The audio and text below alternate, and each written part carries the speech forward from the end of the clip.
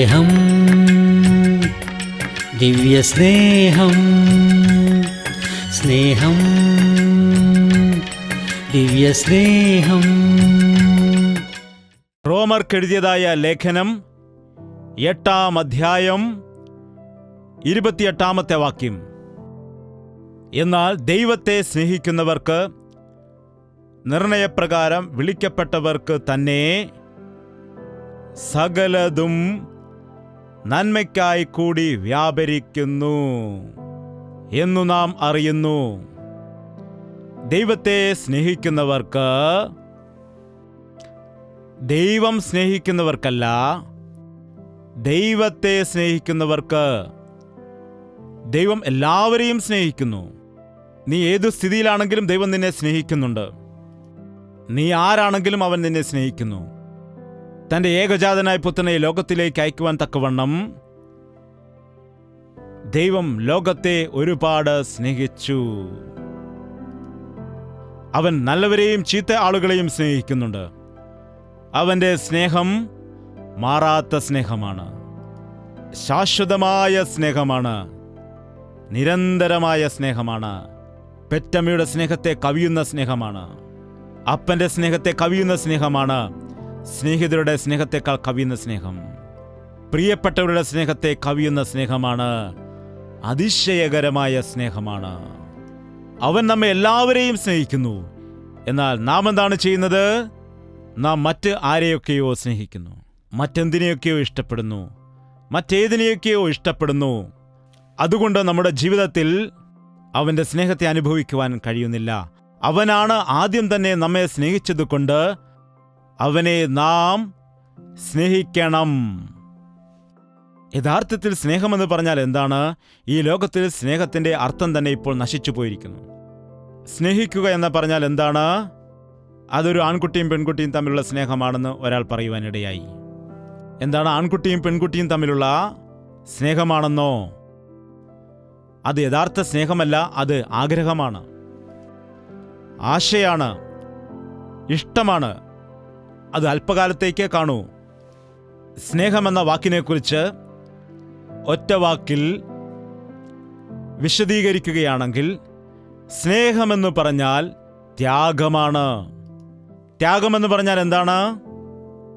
നിന്റെ സുഖം മാറ്റിവെച്ച്, നിന്റെ സന്തോഷം മാറ്റിവെച്ച് മറ്റുള്ളവർക്ക് സന്തോഷം കൊടുക്കുന്നത്. നിന്റെ ഇഷ്ടം നീ വിട്ടുകളഞ്ഞിട്ട് മറ്റുള്ളവരുടെ ഇഷ്ടം നിറവേറ്റുന്നത്. നിന്നെക്കുറിച്ച് നീ ചിന്തിക്കാതെ മറ്റുള്ളവരെക്കുറിച്ച് ചിന്തിക്കുകയും പ്രവർത്തിക്കുകയും ചെയ്യുന്നത്. മറ്റുള്ളവർ ദുഃഖിക്കുന്ന സമയത്ത് ആ ദുഃഖം നിന്റെ ദുഃഖമായിട്ട് നീ എടുക്കുന്നത്. മറ്റുള്ള ഒരു വ്യക്തിയുടെ കടം വീട്ടുന്നതിന് വേണ്ടി നിന്റെ കയ്യിലിരിക്കുന്ന നന്മയെ കൊടുത്തിട്ട് നീ കടം വീട്ടുന്നത്. അതാണ്. ഇത് ഇന്നത്തെ കാലത്തിലുള്ള മനുഷ്യരിലുണ്ടോ? പറയൂ. അന്ത്യകാലത്ത് ത്യാഗം കൂടുവാനിടയാകും എന്നാണോ ബൈബിളിൽ പറയുന്നത്? എന്താണ് പറയുന്നത്? അന്ത്യനാളുകളിൽ സ്വാർത്ഥത കൂടി വരും. ദൈവത്തെ സ്നേഹിക്കുന്ന വ്യക്തി മനുഷ്യരെ സ്നേഹിക്കുവാനിടയാകും, അയൽക്കാരെ സ്നേഹിക്കും. അയൽക്കാരെ സ്നേഹിക്കാത്ത വ്യക്തി തൻ്റെ ഭാര്യയെ സ്നേഹിക്കുമോ? വിവാഹം കഴിച്ച ഭർത്താവിനെ സ്നേഹിക്കുമോ? മാതാപിതാക്കളെ സ്നേഹിക്കുമോ? തൻ്റെ മക്കളെ സ്നേഹിക്കുമോ? തീർച്ചയായും സ്നേഹിക്കും. ഇതെല്ലാം ക്രമീകരിക്കണമെന്ന് ആഗ്രഹിക്കുന്നുണ്ടെങ്കിൽ നീ ഒന്നാമതായി ദൈവത്തെ സ്നേഹിക്കുവാൻ ആരംഭിച്ചാൽ നിനക്കെല്ലാവരുമായി സഖ്യതയുണ്ടാകും, എല്ലാവരുമായി സമാധാനത്തിലായിരിക്കും. ഇവിടെ എത്ര പേർ ദൈവത്തെ സ്നേഹിക്കുന്നവരുണ്ട്? കൈകൾ ഉയർത്താമോ?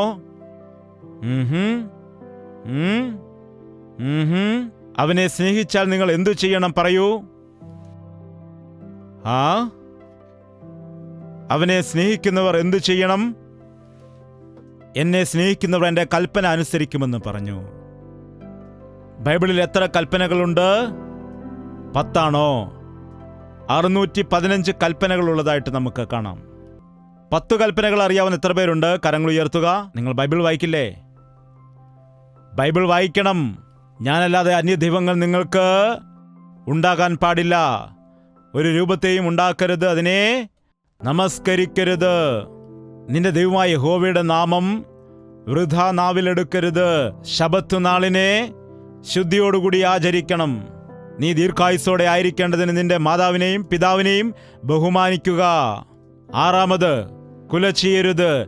7 മോഷ്ടിക്കരുത്. 8 വ്യഭിചാരം ചെയ്യരുത്. 9 നിന്റെ കൂട്ടുകാരന് നേരെ കള്ളസാക്ഷ്യം പറയരുത്. 10 നിന്റെ കൂട്ടുകാരനുള്ളതിനെ ഒന്നിനെയും തന്നെ ആഗ്രഹിക്കരുത്.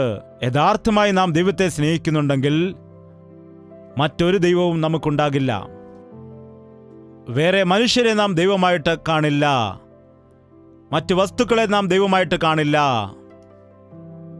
ദൈവത്തെക്കാൾ അധികമായി നീ എന്തിനെയാണോ സ്നേഹിക്കുന്നത്, അതാണ് നിന്റെ ദൈവം.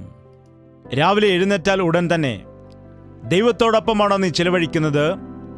അവൻ്റെ സന്നിധിയിലാണോ നീ പ്രാർത്ഥിക്കുന്നത്? അവൻ്റെ വചനം നീ വായിക്കുന്നുണ്ടോ? അവൻ്റെ ഹിതം എന്താണെന്ന് അന്വേഷിക്കുന്നുണ്ടോ? അതോ എഴുന്നേറ്റാൽ ഉടൻ തന്നെ ചിലരാണെങ്കിൽ നേരെ കണ്ണാടിയുടെ മുൻപിലോട്ടാണ് പോകുന്നത്. രാത്രി നല്ലവണ്ണം ഉറങ്ങി മുഖമൊക്കെ തുടുത്താണോ ഇരിക്കുന്നത്? എന്താണ്? സ്വയം നോക്കിക്കൊണ്ട് സന്തോഷിക്കുവാനിടയാകും. അങ്ങനെ എളുപ്പം നീ തന്നെയാണ് നിന്റെ ദൈവം. ഇന്ന് അനേകം ആളുകൾ യേശുവിൽ വിശ്വസിക്കുന്നുവെന്ന് പറയുന്നവർ ഇടയ്ക്കിടയ്ക്ക് ഹാലലുയ ഹാലലുയ എന്നൊക്കെ പറയുന്നു. അങ്ങനെ ചിന്തിക്കാതെ ഹാലലുയ എന്ന് പറയരുത്. ഹാലലുയ എന്ന് പറഞ്ഞാൽ ദൈവത്തിന് സ്തോത്രമെന്നാണ്. ഹല്ലേലൂയ എന്ന് പറഞ്ഞാൽ ഞാൻ ചോദിക്കും, എന്തിനാണ് ഹല്ലേലൂയ പറഞ്ഞതെന്ന്. ദൈവത്തിൻ്റെ നാമത്തെ വൃഥാ എടുക്കരുത്. വിദേശത്തുള്ള ആളുകൾ എപ്പോഴും ഓ മൈ ഗോഡ് എന്ന് പറയുന്നത് കേൾക്കാം. ആരെങ്കിലും മോഷ്ടിക്കുകയാണെങ്കിൽ നീ എന്തിനാണ് മോഷ്ടിച്ചെന്ന് ചോദിച്ചാൽ ഓ മൈ ഗോഡ്, ഞാൻ മോഷ്ടിച്ചില്ല. തീർച്ചയായും അവൻ തന്നെയായിരിക്കും മോഷ്ടിച്ചത്. വെറുതെ ദൈവത്തിനെ പോലും പിടിച്ചിട്ട് ആ കള്ളത്തരത്തിന് സാക്ഷ്യമാക്കുകയും ചെയ്യും. നിന്റെ വാക്കുകൾ ഉവ്വെന്നും ഇല്ല എന്നുമാകട്ടെ. ദൈവത്തിൻ്റെ നാമമെടുത്ത് സത്യം ചെയ്യുവാൻ പാടില്ല. അനേകം ആളുകളും ഇപ്പോഴും ദൈവത്തെ പിടിച്ച് സത്യം ചെയ്യാറുണ്ട്. അമ്മയാണേ, അപ്പനാണേ, നീയാണേ, ഞാനാണേ. ഇപ്പോൾ പലരും പറയുന്നു ബൈബിളാണേ സത്യം. എന്താണ്? സത്യം ചെയ്യുവാൻ പാടില്ല. നിന്റെ വാക്കുകൾ ഉവ്വെന്ന് പറഞ്ഞാൽ ഉവ്വെന്നായിരിക്കണം, അല്ല എന്ന് പറഞ്ഞാൽ അല്ലെന്നായിരിക്കണം. ഞാൻ ദൈവത്തെ സ്നേഹിക്കുന്നവനാകൊണ്ട് ഞാൻ സത്യം മാത്രമേ പറയൂ. നഷ്ടമാണെങ്കിലും കഷ്ടമാണെങ്കിലും ബുദ്ധിമുട്ടാണെങ്കിലും നാശമായാലും ഞാൻ കള്ളം പറയുകയില്ല. ദൈവത്തിൻ്റെ നാമത്തെ വൃഥ ഉപയോഗിക്കില്ല. അതിനുശേഷം മാതാപിതാക്കളെ ബഹുമാനിക്കണം. എത്ര പേർക്ക് മാതാപിതാക്കളുണ്ട്? കൈകൾ ഉയർത്തുക. നിങ്ങൾ എത്ര ഭാഗ്യവാന്മാരെ. എൻ്റെ അപ്പനും അമ്മയും സ്വർഗത്തിൽ പോകാനിടയായി. അപ്പനും അമ്മയും സ്വർഗത്തിൽ പോയവർ കൈ ഉയർത്താമോ? ശരി. നിങ്ങളുടെ അപ്പനെ അമ്മയെ സ്നേഹിക്കുന്നുവെന്ന് പറഞ്ഞ നിങ്ങളുടെ അപ്പൻ്റെ അമ്മയുടെയും കല്ലറയ്ക്ക് പെയിൻ്റ് അടിക്കരുത്. എന്താണ്? അതുപോലെ പൂമാലയൊന്നും അവിടെ കൊണ്ടുവെക്കേണ്ട കാര്യമില്ല. മരിച്ചവർക്ക് വേണ്ടി നാം എന്തു ചെയ്താലും യാതൊരു പ്രയോജനവുമില്ല. എന്നാൽ ജീവിച്ചിരിക്കുന്നവർ ഉണ്ടല്ലോ, ജീവിച്ചിരിക്കുന്ന മാതാപിതാക്കളെ മാത്രം കരയിക്കരുത്, ദുഃഖിപ്പിക്കരുത്. വാർദ്ധക്യത്തിൽ നിന്റെ മാതാവിനെ ഉപേക്ഷിക്കരുത്. ഇന്ന് അനാഥാലയങ്ങളെക്കാൾ കൂടുതൽ, അതായത് മാതാപിതാക്കളില്ലാത്തതായ അനാഥരായ കുട്ടികൾക്കുള്ള ആലയത്തെക്കാൾ മക്കൾ നോക്കാത്തതായ വൃദ്ധന്മാരുടെ സദനങ്ങളാണ് കൂടിക്കൊണ്ടിരിക്കുന്നത്. മാതാപിതാക്കൾ പ്രായം ചെല്ലുമ്പോൾ എന്താണ് കുഞ്ഞുങ്ങൾ ചെയ്യുന്നത്? അവരെ ഇറക്കിവിടും. നിങ്ങളുടെ അമ്മ നിങ്ങൾക്ക് എത്രമാത്രം ഭക്ഷണം വാരി തന്നിരിക്കാം.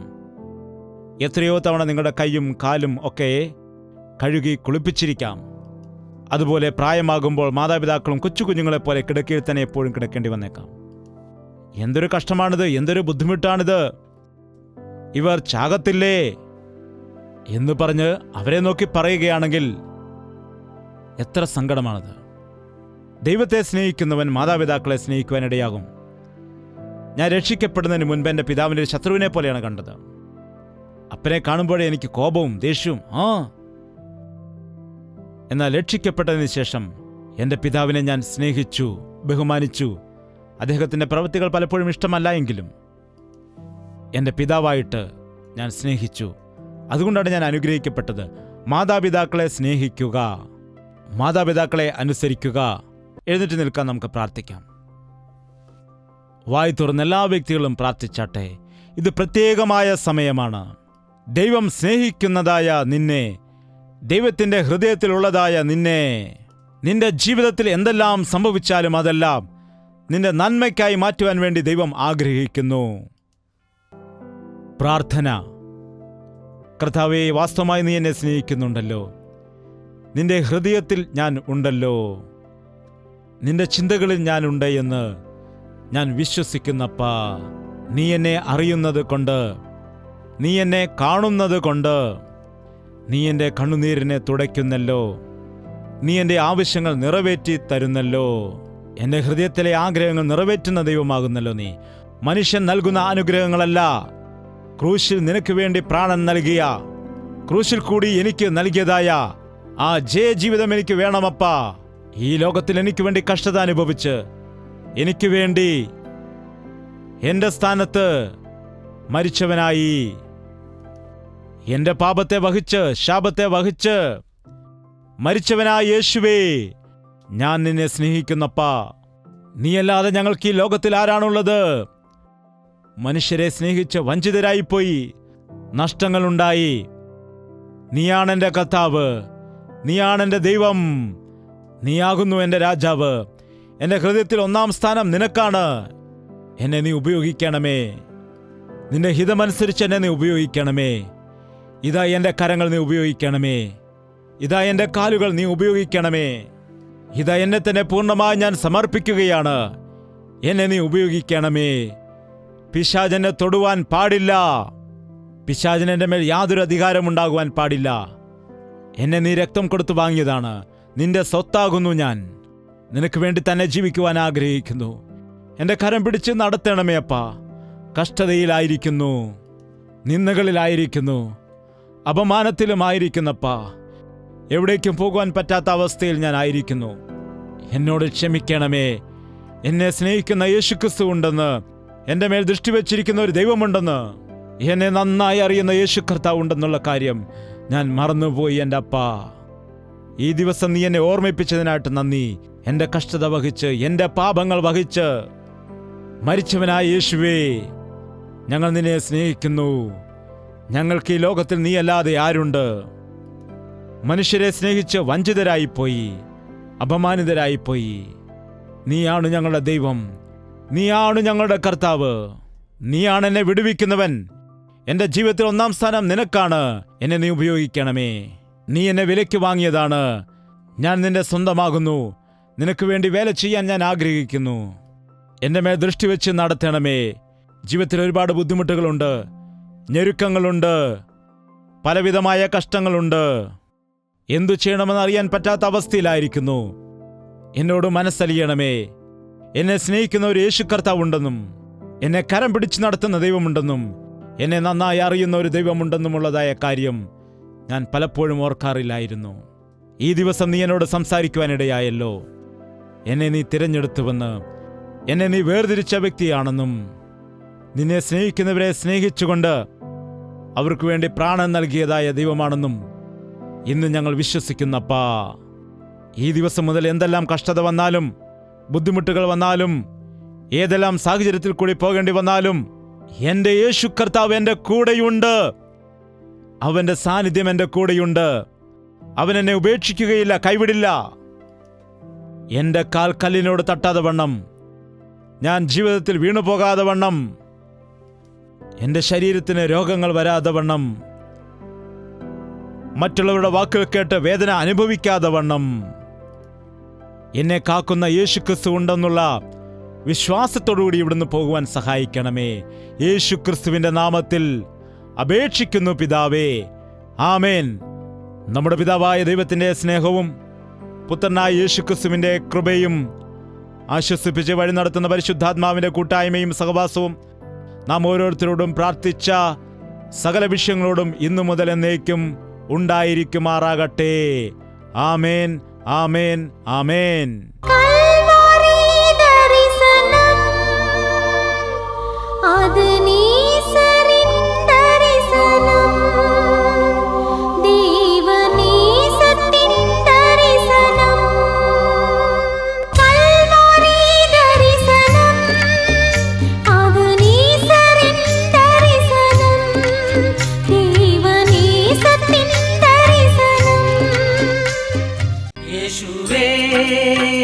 യേശുവേ യേശുവേ യേശുവേ യേശുവേ യേശുവേ യേശുവേ യേശുവേ നിന്നെ നിന്നെ എന്നും ഞാൻ സേവിക്കും. നീ മാത്രം രാജാവെന്നും. നിന്നെ നിന്നെ എന്നും ഞാൻ സേവിക്കും. നീ മാത്രം രാജാവെന്നും. യേശുവേ യേശുവേ യേശുവേ യേശുവേ യേശുവേ യേശുവേ യേശുവേ യേശുവേ യേശുവേ യേശുവേ യേശുവേ യേശുവേ യേശുവേ യേശുവേ